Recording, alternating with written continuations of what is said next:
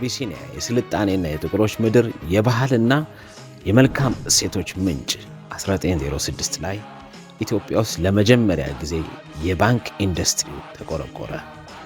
አቢሲኒያ ባንክ ከምስረታው ጀምሮ በተለያዩ ውጣ ውረዶች የቴክኖሎጂካል ሽግግሮች ውስጥ ያለፈው አቢሲኒያ ባንክ አሁን ደግሞ ሰው ሰራሽ አስተውሎት ዓለምን እየመራና የቴክኖሎጂውን ዘርፍ እየቀደደ ባለበት ዘመን ላይ የሚደንቅ የቴክኖሎጂ ዕውቀትን ወደ ባንኩ ዲጂታል ማርኬቲንግ ዲፓርትመንት አስገባ።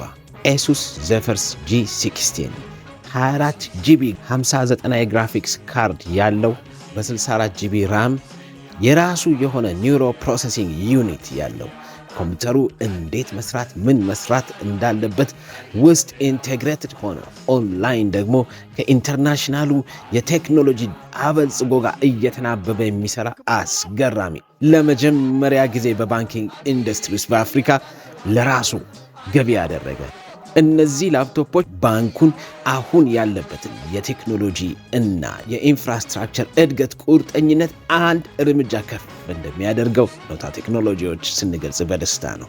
ይህንን ምርት ለአቢሲኒያ ባንክ ስናቀርብለት የሁላችን ባንክ የትጉሃን መናኸሪያ ቀደምት ታሪካዊ ባንክ የሆነው ታሪክ መስራቱን ስናመስር ለደንበኞቻችን ሁሉ ኖታ ቴክኖሎጂዎች በደስታ ነው።